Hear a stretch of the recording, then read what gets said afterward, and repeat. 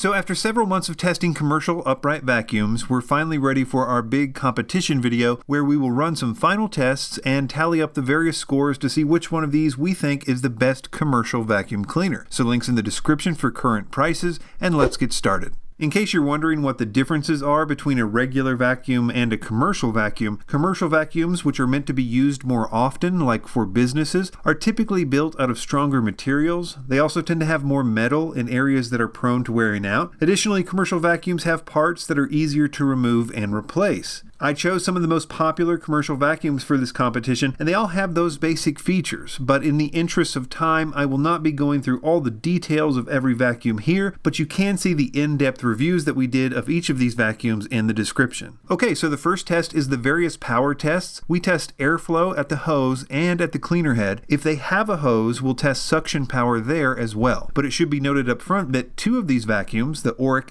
XL and the Sanitaire Tradition, do not have hoses, so because of that, we're only going to be comparing airflow numbers at the cleaner head. Here we saw that the Sanitaire Tradition took the top spot by a significant amount, with the Pro Team and the Hoover Hush Tone virtually tied for second and third place. By the way, here is the point system that we'll be using during this competition, in case you're wondering. The reason the Sanitaire Tradition did so well here is that it's one of the few vacuums out there that use a direct air motor, which is great for airflow and deep cleaning carpets, but the trade-off is direct air motors have very little suction power, which is needed if you're going to be using the hose with various attachments. But since the Sanitaire Tradition doesn't have a hose or attachments, it can get away with a direct air motor. Next up is the carpet deep clean test. This is where we embed 100 grams of sand into medium pile carpet and weigh the bags in this case before and after to see how much they picked up. As expected, the Sanitaire Tradition with its over-the-top motor took the top spot again, with the Hoover Hush Tone second and the Pro Team coming in third. Things got interesting with the carpet and hard floor debris pickup tests,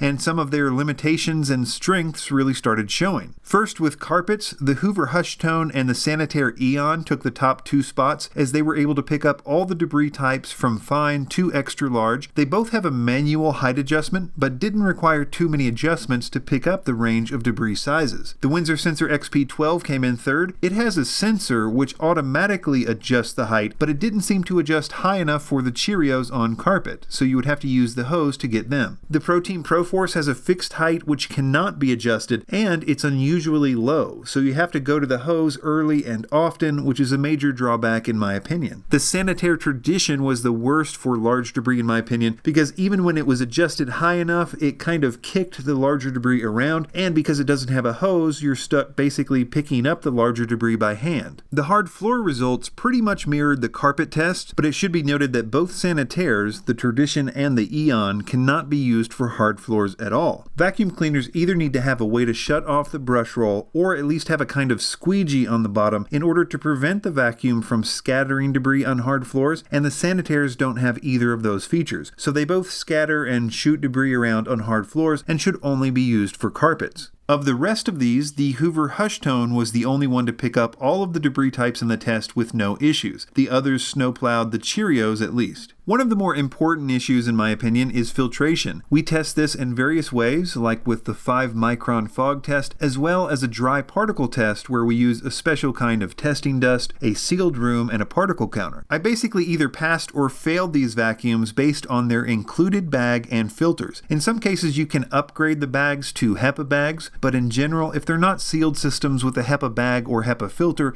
it will only be so helpful. So the Hoover, Windsor, and Pro Team all passed the filtration tests, the others did not. The Auric XL picked up some much needed points with the next two categories, which are weight and price. With weight, the Auric XL is almost 10 pounds lighter than all the rest. In fact, I was kind of surprised about how heavy all these commercial vacuums were. I mean, aren't commercial vacuums for people who vacuum all day? You would think they would be lighter. They weren't that bad in terms of vacuuming weight, that is weight on the arm, but I wouldn't want to have to carry most of these up and down stairs all day. With price, again, the Auric XL came out on top, with the Windsor Sensor XP12 by far the most expensive. With noise, the ProTeam ProForce was the most quiet at 75 decibels, and the Auric was by far the loudest at 91. In the interest of time, I made a mashup category which included things like ease of use, attachment set, and build quality, and came up with these results, which also ends up being our last category. After tallying up the scores, you can see that the Hoover Hushtone has won our best commercial vacuum competition by a large margin. It has a lot of power, it's the only one that picked up all the debris on both hard floors and carpets, it's a sealed system with HEPA filtration, and it's reasonably priced. The Windsor Sensor XP would probably be my pick for second place, but its really high price really hurt it in the rankings, and it dropped to number 3 behind the ProTeam ProForce. So check the links for prices and full-length reviews on each of these vacuums. Subscribe to Vacuum Wars for more videos like these, and thanks for watching.